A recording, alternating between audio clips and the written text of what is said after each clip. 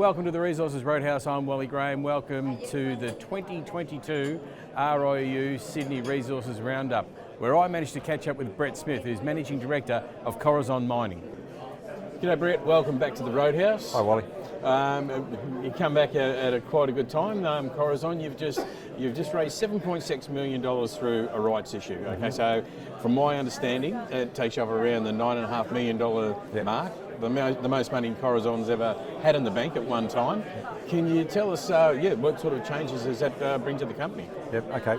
I guess with our latest capital raising, we've also introduced two new groups, two cornerstones to the company. One is Delphi, a large German institution, invests a lot in nickel resources in Australia and Western Australia particularly, and also Blackstone, ASX listed Blackstone, who have Vietnam sulphide assets that looking to become vertically integrated in battery production through South Korean battery producers.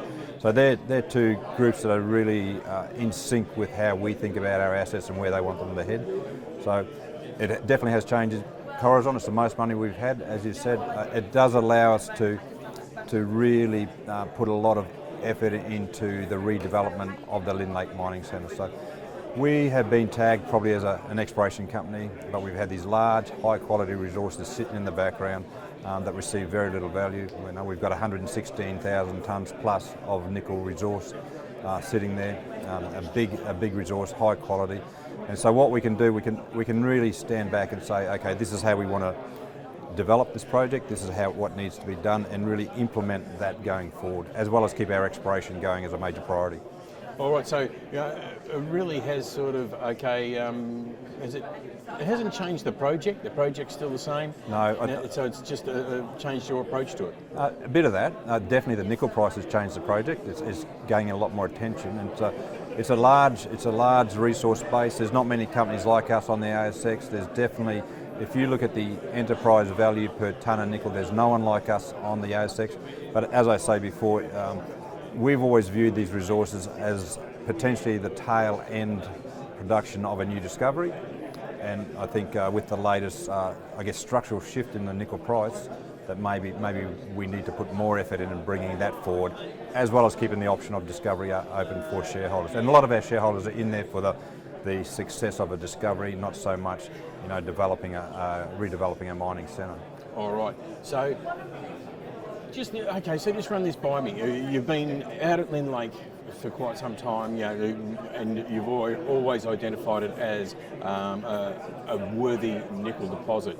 Now, with the nickel price and the money that you've just raised, this has really brought it into a new level.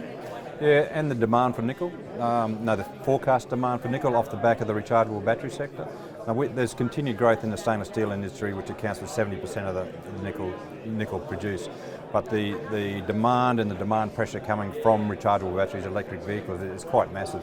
So there's not enough Class 1 nickel in the world to satisfy this. So the way we see it, we see a structural shift in the base price of nickel going from $5 to $8 US a pound to something like 8 to 12. That's what we see. I mean, the jury's out on what will happen, but that's what we see. And if you relate it back to the demand for nickel, where that nickel is going to come from, making Class 1 nickel products for the electric vehicle industry, for the battery, is the only nickel you can use. So we've got to look at what is the cost of, a lower quality nickel being enhanced to Class 1 nickel products.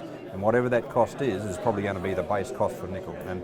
And no one knows what that cost is yet. But it's more expensive than the long-term nickel price, that's for sure. All right. Well, it's good to see Lynne Lake, really coming into its own after, we've been talking about it for quite some time. So it is, good for you, good for the company, good for shareholders. Yeah, we've been building that project over 10 years, as you know, Wally. Now we own 100% as of middle of 2020. So it's a good place to be with this market.